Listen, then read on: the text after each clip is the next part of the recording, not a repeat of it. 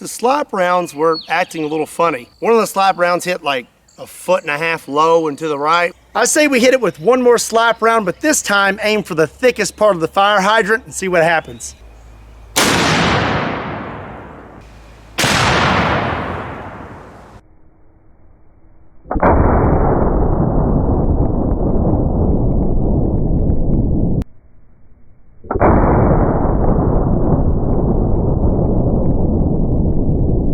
The gun was functioning normally, as it always has. I've been using this gun for a long time now, and I've never had any issues out of it. So before all this happened, we took one last shot. Armor-piercing incendiary tracer. So we went through the top of the fire hydrant. Look at that. Oh my gosh. It's just stuck out the back. After that, I decided I was gonna take one last shot with a slap round and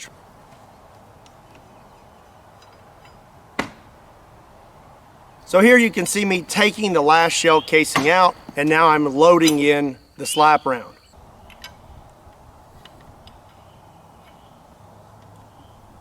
I screw the cap on all the way, and the gun closes completely, and everything is functioning as normal.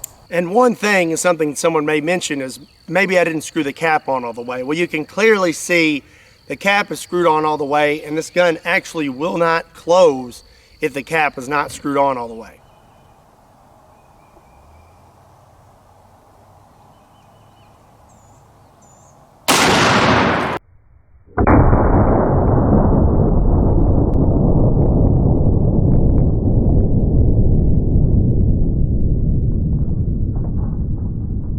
So when I pulled the trigger, the gun exploded almost immediately. So the first thing that went was this cap.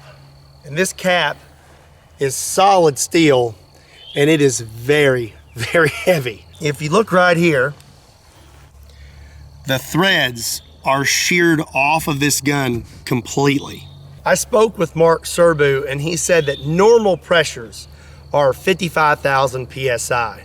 And for those threads to have sheared off and this cap to have just blown off like that, we're looking at over 85,000 PSI. So the cap blows off.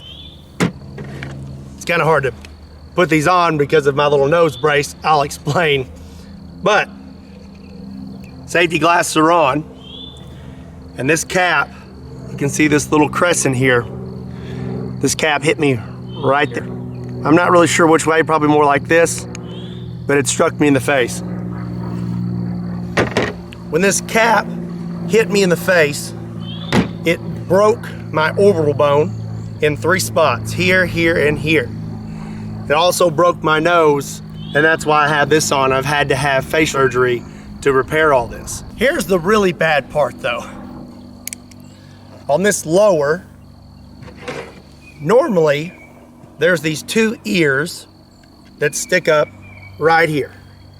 And this is what prevents you from closing the gun when the cap's not on all the way. If the cap is on all the way, it will fit perfectly right here with those ears pushed up against it. When the cap blew off the gun, it came straight back, shearing those ears off the lower. One of these is still at the hospital, and this is the one we found. This one zipped right past my head, went inside my hat, blew a hole through it, and took it off my head. When the cap blew off the gun, it came straight back, shearing those ears off the lower. One of these is still at the hospital, and this is the one we found. This one zipped right past my head, went inside my hat, blew a hole through it, and took it off my head, would appear 7 to 8 feet. Now the other one is what almost ended me. The other ear hit me right here in the throat. It proceeded to lacerate my jugular vein and then punctured a hole in my right lung. As for my hand, my best guess is this is what did it. In the video, you can see that the stock almost disappears instantly. I believe it came in a downward motion and hit my finger. You have your natural bend in your index finger, Well, this bone right here looked like a V. So my finger looked like a big W. So back to the lacerated jugular. I've now been hit in the throat. I'm gonna throw some pictures in here.